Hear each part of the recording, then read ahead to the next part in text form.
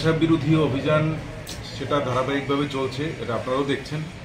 এবং আজকেও সকালবেলা পূর্ব থানার ওসি রানা চ্যাটার্জি গোপন সূত্রে জানতে পারে যে গোলাপবাগান এলাকায়, আপনারা জানেন সেটা, কিছু ছেলে ড্রাগস বিক্রি করার উদ্দেশ্যে অ্যাসেম্বল হয়েছে। তো সেই অনুযায়ী রানা চ্যাটার্জির সঙ্গে সমরেশ, তারপর সৈকত দেব এবং মহিলা সাব ইন্সপেক্টর কমলা মোরাসিং এবং অন্যান্য স্টাফ একটা টিম সঙ্গে প্লেন ক্লথেও ছিল। ওইখানে গিয়ে রেড করার পর 4 জনকে ধরতে পারে এবং ওদের সাথে বাইকও ছিল। ওরা পালিয়ে যাওয়ার চেষ্টাও করেছে।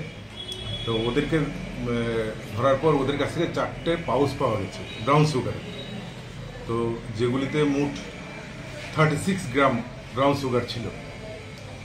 এদেরকে জিজ্ঞাসাবাদ করার পর যে এই ড্রাগস ওরা মানে রিসোর্সটা মানে কোথা থেকে পেয়েছে, তো ওরা একজন মহিলার নাম বলল। তো অ্যাকর্ডিংলি ওই মহিলাকেও, মহিলার দোকান আছে এই শহরের প্রাণকেন্দ্রিক, ছোটোখাটো একটা দোকান নিয়ে বসে, কিন্তু বেসিক্যালি ড্রাগসেরই ব্যবসা করে। ওই মহিলাকেও আটকানো হয়। ওর কাছ থেকে 95টি ছোটো কন্টেনার ব্রাউন সুগারের পাওয়া যায় এবং ক্যাশ টাকা 16,000 পাওয়া যায়। তো ওদেরকে সবাইকেই অ্যারেস্ট করা হয়েছে এবং এই সমস্ত ঘটনার উপর ভিত্তি করে একটি সুনির্দিষ্ট একটি কেস নেওয়া হয়েছে। এদেরকে আজকে আদালতে প্রেরণ করা হবে।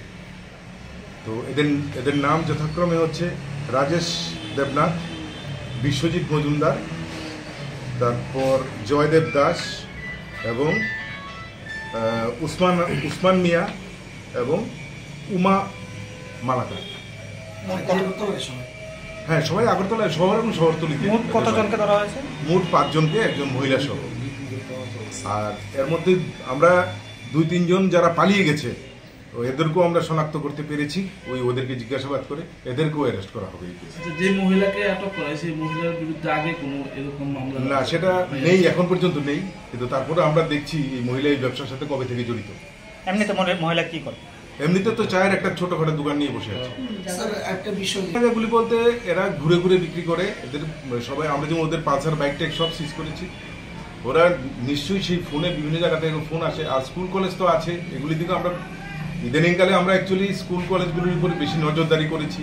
তাই এরা অন্যান্য জায়গাগুলিকেও বেছে ওরা ব্যবসাটাকে এইভাবেই করার চেষ্টা করছে। যেহেতু মহিলা পেয়েছেন, দেখা যাচ্ছে যে মেয়েরা বলতে গেলে তো এরকম এই সমস্ত বিজনেস বা এই ধরনের র্যাকেটের ক্ষেত্রে কোনো জেন্ডার ফ্যাক্টর করে না। এখানে ছেলে মেয়ে কোনো ফ্যাক্টর করে না।